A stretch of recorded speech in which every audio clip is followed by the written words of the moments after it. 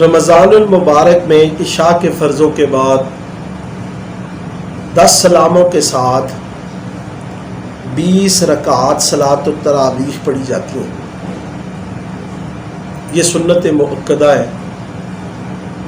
ان میں ایک مرتبہ قرآن کریم کا سننا بھی سنت مؤکدہ ہے، اگرچہ لوگ اکتا جائیں۔ خلفائے راشدین کا اس نماز پر مداومت رہی اور ائمہ اربعہ احناف، شوافی، مالکیہ، حنبلیہ نے بھی رمضان المبارک میں عشاء کے فرضوں کے بعد 20 رکعات صلاۃ التراویح مقرر کی ہیں۔ تو اس طرح یہ بالکل چیز واضح ہوگی کہ امت میں سے اکثر لوگوں کا اجماع ہے کہ صلاۃ التراویح 20 رکعات ہے۔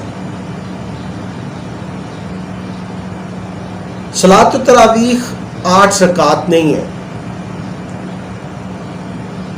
جو لوگ 8 رکعات کے متعلق بخاری شریف کی حدیث کو پیش کرتے ہیں، وہ حدیث مبارکہ کتاب التہجد میں ہے۔ امام بخاری اس حدیث کو کتاب التہجد میں لائے اور وہ حدیث مبارکہ ہے 1147۔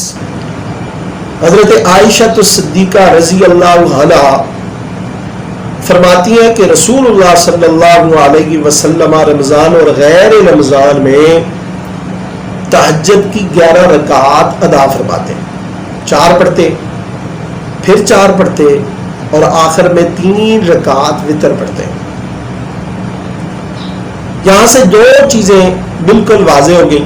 ایک تو امام بخاری اس حدیث کو کتاب التہجد کے تحت لائے ہیں، تو یہاں سے یہ چیز واضح ہو گئی کہ یہ نبی علیہ السلام کے تہجد کا معمول تھا۔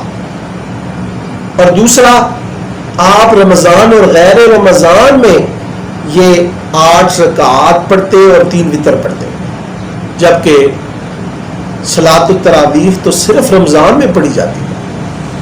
تو اس سے 8 رکعات صلاۃ التراویح ثابت نہیں ہوتی، بلکہ 8 رکعات نماز تہجد ثابت ہوتی ہے۔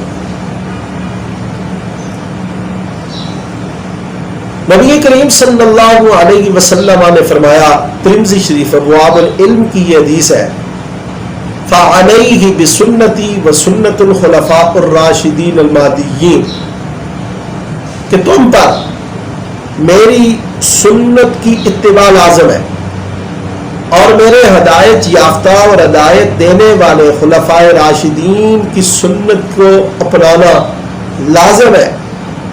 مضبوطی سے تھام لو ان کی سنت کو، ان کے طریقے کو۔ بخاری شریف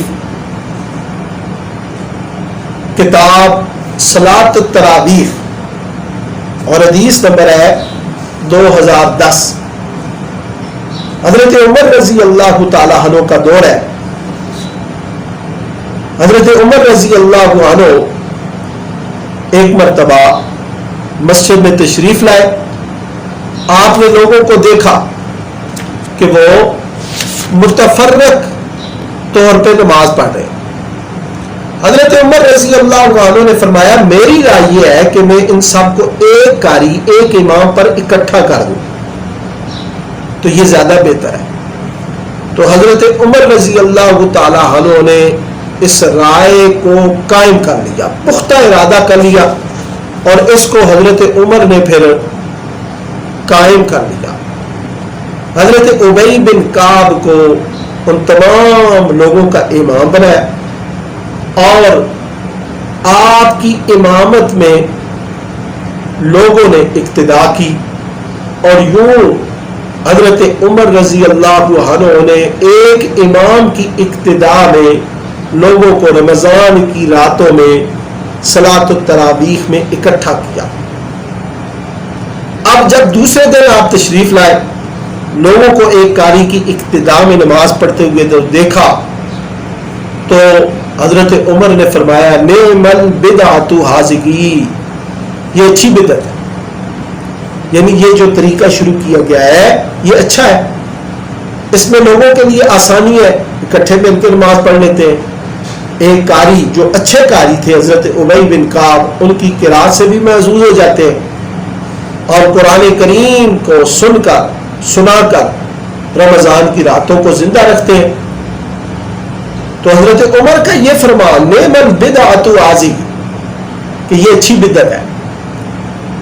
تو یہاں سے یہ پتہ چلا کہ کسی بھی نئے کام کو بدعت کہا جاتا ہے، لیکن ہر بدعت بری نہیں، ہر وہ بدعت جس سے دین کو سپورٹ ملتی ہے، دین کی ترویج اور اشاعت ہوتی ہے، وہ بدعت حسنہ ہے، اور اس کا کرنا، اس پر عمل کرنا یہ درست ہے۔ اور ہر ایسا نیا عمل جس سے دین کو نقصان پہنچ رہا ہو وہ بدعت سیئہ ہے، اس کو چھوڑ دینا چاہیے۔